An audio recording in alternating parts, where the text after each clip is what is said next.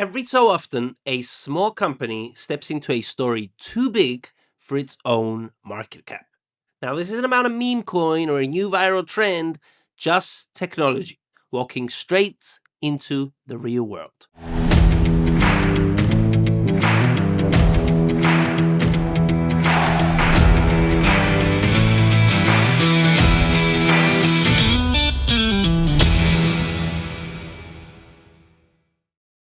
Now, in the big cities in the United States, there is a paradox. It can cost $2 to ship a package all the way from China, but it costs $10 to get your noodles delivered from your local Chinatown. Now, congestion, labor shortages, and high delivery fees have turned the last mile of delivery into the most expensive one. That's the problem this company is built to solve. It's making local delivery cheaper, cleaner, and faster, one sidewalk robot at a time. Now, while everyone is chasing AI chips and data centers, this one company is putting AI on wheels. Now, it's not building the next ChatGPT, it's just delivering your burrito. But maybe that's the real frontier of AI, keeping your fries warm and your margins hot. Now, the company is called Serve Robotics, and it goes by the ticker SERV, a small cap AI and automation play that started inside Uber. It's now rolling its robots through real neighborhoods, quietly turning sidewalks into infrastructure. Now, it's got a tiny revenue base, but it is a massive story, and potentially one of the most asymmetric plays of this quarter. Now, today we're going deep into its fundamentals, its partnerships, and its risks, and why this small cap AI name might be sitting at the edge of something much bigger. So Serve began inside Postmates, Uber's old robotics lab. Now, when Uber bought Postmates in 2020, the robotics team spun out as an independent company. Now, as Serve's co-founder and CEO said it best, we're not building robots for the lab, we're building robots for the sidewalk. Now, those cooler-sized robots are live in LA, Miami, Dallas, and Chicago, quietly moving food and groceries from restaurants to homes. Now, Uber still owns 12%, and Nvidia roughly owns about 10%. Now, that's not retail hype, that's strategic capital. So, Serve partners with Uber Eats and now DoorDash. So restaurants load up the orders and robots handle the last mile of delivery. No driver, no fuel, no tip. So the future of delivery might not say thank you, but it definitely won't call in sick. So Serve's labor force doesn't strike, it just recharges. Now, the company earns a fee per delivery or a cut of the delivery charge. So at scale, it's simple economics. If a human courier costs $6 and a robot can do it for $1, you're not just cutting costs, you're rewriting the entire model. So the goal isn't just automation, it's profitability in a corner of logistics that's never really had it. Now, the newest Serve robot, Gen 3, doubles the range and speed of previous models. It's 5 times the onboard AI power, and it's powered by Nvidia's Jetson Orin. Now, basically, your food delivery robot has now more processing power than most college laptops. Now, it's AI, but instead of predicting stock markets, it's dodging pedestrians. And this model is 65% cheaper to manufacture than previous ones. Now, that's not an upgrade, that's compounding innovation. So Serve also partnered with Magna International, one of the world's biggest auto manufacturers. So scaling production doesn't necessarily mean reinventing the wheel. Now, each robot is a mini electric vehicle operating on sidewalks instead of roads. Now, that makes regulation easier and the risks lower. So what about the fundamentals? Well, in 2024, Serve reported 1.8 million USD in revenue, up 770% year over year. Then came Q1 of 2025 and a 150% quarter-on-quarter jump with 250 new Gen 3 robots built. And Q2 followed, up another 46% quarter-on-quarter, but still short of analyst projections. Now, the company is still burning cash with negative margins, but it raised $80 million in Q1 and it ended the quarter with about $200 million in cash and no debt. Now, that gives Serve a runway through to 2026. A rare breathing space for an early stage robotics play. Now, at roughly only 800 million market cap, Serve trades at 100 times its sales. So it's priced not for what it is today, but for what it might become. So it's expensive by earnings, but it's cheap if their model actually does work. So how do the analysts on Wall Street see it? Well, Wall Street is not unanimous, and that's what makes it fascinating. 5 analysts called it a buy, 1 calls it a hold, and 1 calls it a sell, which in Wall Street terms means that no one actually knows, but everyone has a price target. Now, while some firms have called it an early mover in real-world AI and see it as an outperformer in automation, others have warned that revenue is still microscopic, so one hiccup in execution and it could break their momentum. Now, institutions, though, are still circling through with this one, with around 35% institutional ownership and, interesting, 20% short interest. So that's a mix that fuels volatility in both directions. Now, when big money meets retail momentum, moves often get amplified, and every earning call becomes a small cap battleground. Now, that kind of tension, belief versus doubt, is what defines early stage investing. It's the space between vision and validation.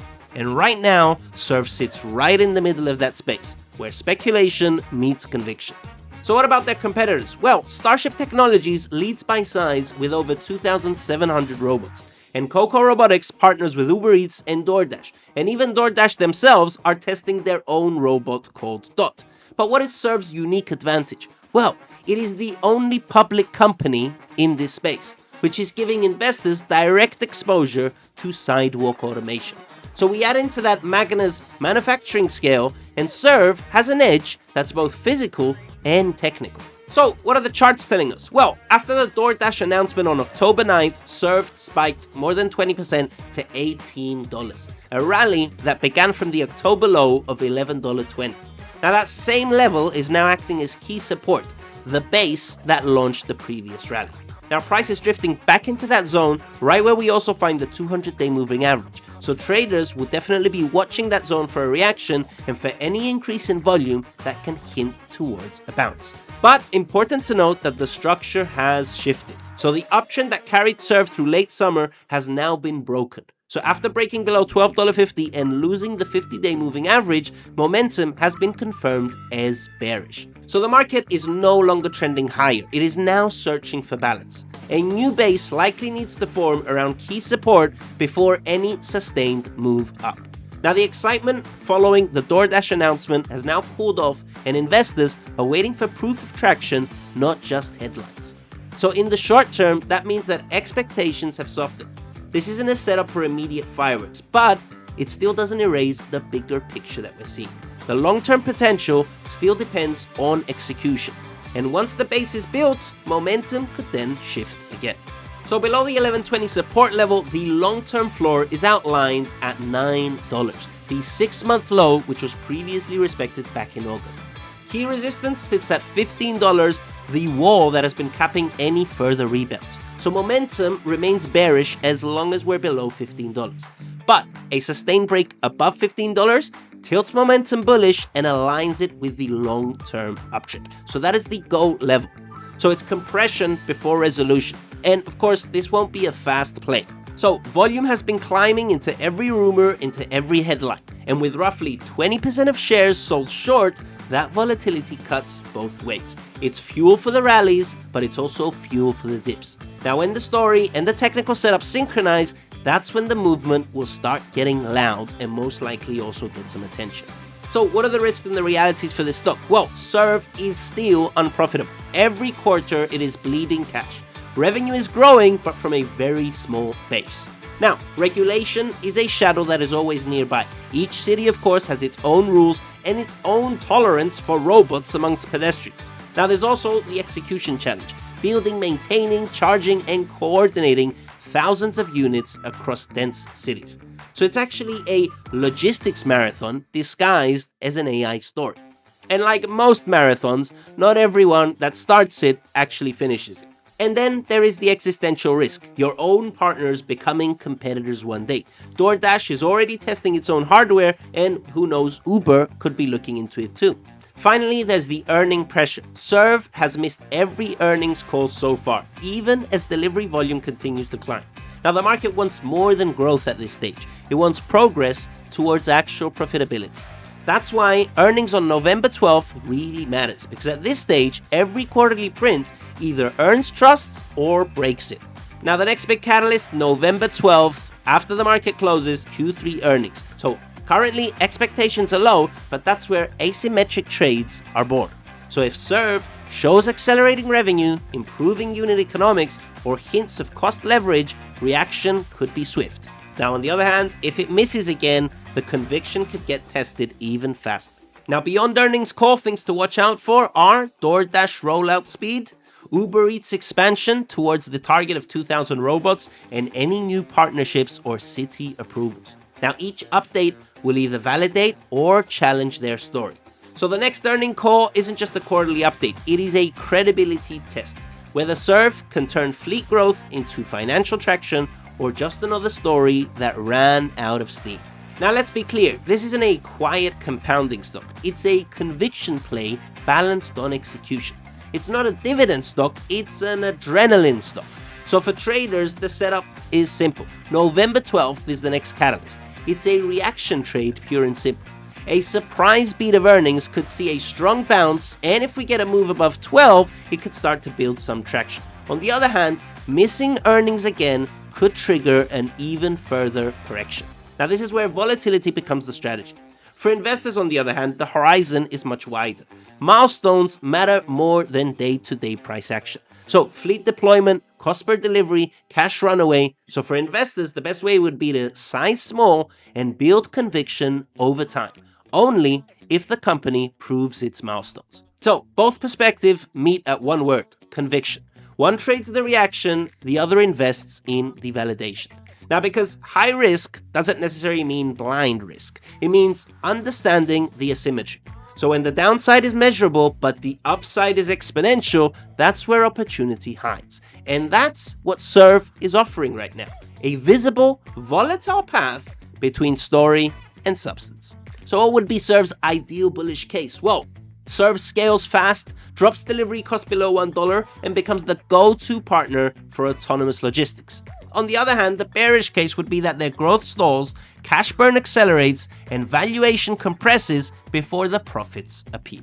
So it's a bet between execution and exhaustion, between the story that could change the last mile delivery and the reality that most tech stories don't make it that far. That's what makes this corner of the market so magnetic. The chance that this one might be right. Labor costs are rising, cities are congested, and delivery is getting harder, not easier. And a company like Serve is trying to fix them. Now, these machines aren't prototypes. They are out there rolling on actual streets. So we used to dream about self-driving cars, now we're celebrating for self-driving sandwiches. So if they pull this off, it won't just reshape logistics. It will redefine what AI looks like in everyday life. So Serve Robotics is a high-risk, high-conviction play on AI-powered automation. It is early, volatile, but it is tangible. So either way, opportunity doesn't vanish, it just moves. So the market doesn't always reward the loudest innovation, but sometimes it follows the quiet ones that just keep moving. Now the question now isn't whether the robots can deliver your food, it's whether they can deliver profits faster than your burrito. Now let me know in the comments, do you think Serve has a real edge, or is it just another AI headline that ran too far, too fast? Let me know, and I will catch you in the next video.